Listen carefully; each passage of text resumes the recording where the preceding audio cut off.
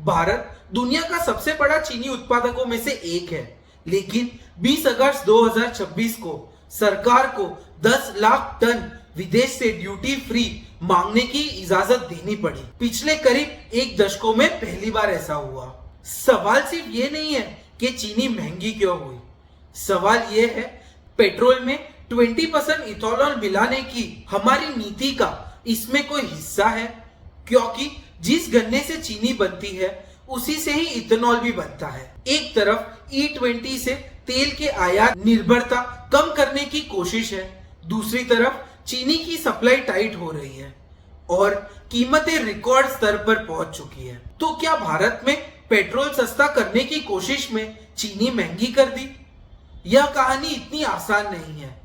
आज पूरा हिसाब समझेंगे बिना किसी पक्ष के। चीनी 46.34 रुपीस प्रति किलो से बढ़कर 52.3 रुपीस प्रति किलो, यानी सिर्फ एक साल में 13% की बढ़ोतरी।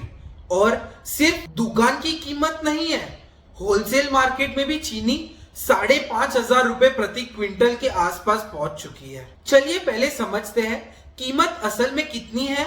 ऑल इंडिया एवरेज एक्स मिल प्राइस 19 अगस्त को बढ़कर 5,400 रुपए से 5,500 रुपए प्रति क्विंटल पहुंच गए। एक साल पहले तो सिर्फ 3,900 रुपए थी, यानी करीब 54 से 55 रुपीस प्रति किलो एक्स मिल, और रिटेल में इससे भी ऊपर। उपभोक्ता मामले मंत्रालय के डेटा के अनुसार रिटेल चीनी कीमतें साल दर साल करीब 13% बढ़कर 52.3 रुपीस प्रति किलो पहुंच चुकी है।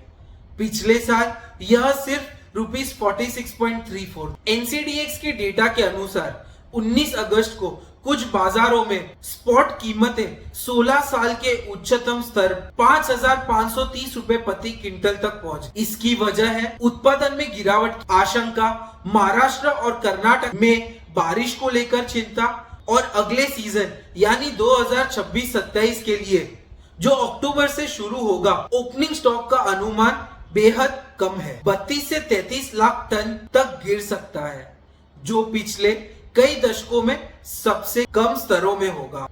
अब बात करते हैं सरकार के बड़े कदमों की। 20 अगस्त 2026 को DGFT ने नोटिफिकेशन जारी किया। 10 लाख मीट्रिक टन कच्ची चीनी का ड्यूटी फ्री इंपोर्ट 31 अक्टूबर 2026 तक की टैरिफ रेट कोटा के तहत। सामान्यतः भारत में चीनी पर 100% इंपोर्ट ड्यूटी लगती है। इस लिहाज से ये पिछले करीब एक दशकों में पहला बड़ा ड्यूटी फ्री इंपोर्ट कदम है। साथ ही सरकार ने बड़े उपभोक्ताओं के लिए, यानी जो महीने में 10 टन से ज्यादा चीनी इस्तेमाल करते हैं, उनके लिए स्टॉक लिमिट भी लगाई है। 1 सितंबर से 30 नवंबर तक सिर्फ 15 दिन की खपत जितना स्टॉक रख सकते हैं, यानी जमाखोरी और क्रूक्रिम कमी ना हो। लेकिन एक जरूरी बात, इंपोर्ट किए गए रॉ शुगर की असल लागत ग्लोबल कीमतों, फ्रेट और प्रोसेसिंग खर्च पर निर्भर करती है, यानी कंज्यूमर्स को तुरंत बड़ी राहत मिलेगी यह अभी तय नहीं है। अब समझते हैं कि E20 पेट्रोल क्या है और यह अभी कहां खड़ा है। E20 यानी पेट्रोल में 20% इथेनॉल की मिलावट। 1 अप्रैल 2026 से पूरे भारत में बिकने वाले पेट्रोल E20 स्टैंडर्ड है। सरकार का कहना है कि ESY 2025-26 में यह 20% लेंडिंग टारगेट हासिल कर लिया गया, यानी यह अब आने वाली नीति नहीं बल्कि पंपों पर पहले से लागू, यानी एक रियलिटी है। इथेनॉल मुख्यतः गन्ने के रस और सिरे, मक्का और टूटे चावलों से बनता है। सरकार का तर्क है कि यह एक एनर्जी सिक्योरिटी प्रोग्राम है।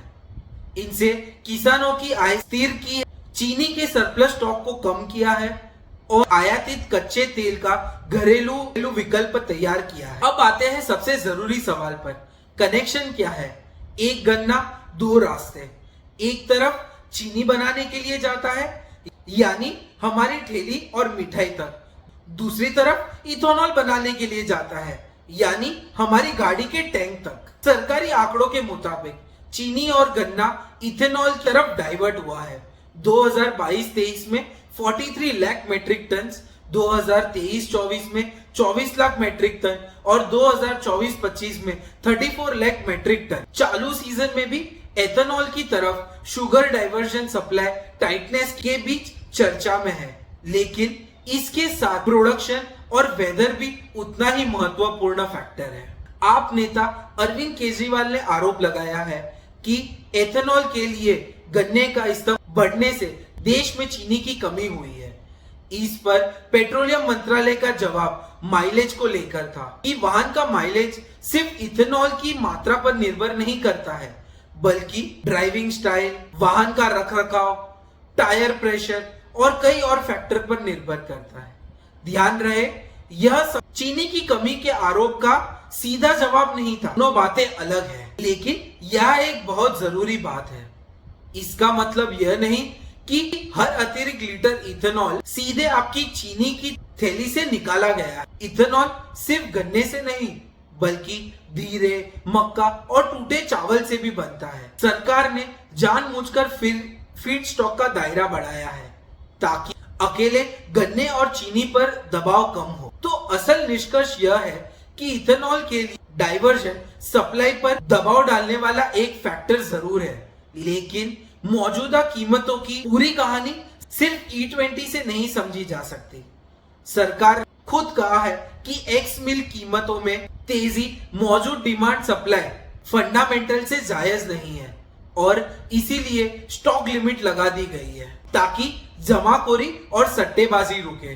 तो कुल मिलाकर चीनी की मौजूदा किल्लत सिर्फ एक कारण से नहीं, बल्कि 4 फोर्सेस के एक साथ आने से बनी है। पहला, कम उत्पादन, महाराष्ट्र कर्नाटका में बारिश को लेकर चिंता। दूसरा, इथेनॉल डाइवर्जन, गन्ने और चीनी का एक हिस्सा इथेनॉल प्रोडक्शन की तरफ जाना। तीसरा, त्योहारी मांग, अगस्त से नवंबर तक मिठाई और कन्फेक्शनरी की मांग सबसे ज्यादा होती है। और चौथा, स्टॉक और सट्टा व्यवहार, जिसे सरकार ने खुद फंडामेंटल से जायज नहीं बताया। अब एक दिलचस्प मोड़, सरकार के मुख्य आधारिक सलाहकार वी आनंद नागेश्वरन ने एक लेख में E20 के साथ साथ पुराने वाहनों के लिए E10 विकल्प वापस लाने का सुझाव दिया है। वजह यह है कि भारत में करीब 7.5 से 8 करोड़ पुराने व्हीकल हैं, जो कार्बोरेटर वाले और BS4 से पहले के हैं और E20 के लिए डिजाइन नहीं हुए। इनमें से रबर स्टील खराब हो सकती है, इंजन घर में चल सकता है। नागेश्वरन ने यह भी साफ किया है कि E20 से 30% माइलेज घटने वाला दावा गलत है। असल एनर्जी पेनल्टी करीब 6 से 7% की है, लेकिन उन्होंने फूड वर्सेस फ्यूल की चिंता को भी स्वीकार किया है, यानी खाद्य फसलों को ईंधन में बदलने की सामाजिक आर्थिक लागत। यह एक जरूरी संतुलन समझना होगा। यह सीए की निजी और नीतिगत राय है कि इसका मतलब यह नहीं कि सरकार ने फैसला बदल दिया। दरअसल पेट्रोलियम मंत्रालय जुलाई 2026 में संसद में साफ कर चुका है कि E0 या E10 वापस लाने की फिलहाल कोई प्रस्ताव नहीं है, क्योंकि इससे पूरे देश में सामान्यतर सप्लाई चेन बनानी पड़ेगी, जो लॉजिस्टिक रूप से बेहद महंगा है। तो यह सरकार के भीतर कोई विद्रोह नहीं है, बल्कि नीति पर एक खुली और चल रही बहस है, जिसमें सरकार ने अपने टॉप इकोनॉमी की राय आधिकारिक नीति से अलग है। तो असल सवाल शायद ये नहीं है कि थैली या टंकी किसे चुनना है। असली सवाल है कि दोनों के बीच बैलेंस कैसे बनाया जाएगा, क्योंकि इथेनॉल के लिए भी गन्ना चाहिए और चीनी के लिए भी गन्ना चाहिए और किसान को भी बेहतर दाम चाहिए। सरकार को इन तीनों के बीच संतुलन बनाना होगा। आपके हिसाब से E20 की पॉलिसी जारी रहनी चाहिए या पुराने वाहनों के लिए E10 विकल्प वापस आने चाहिए? कमेंट में बताइए। अगर वीडियो पसंद आया हो तो लाइक और सब्सक्राइब जरूर कीजिए।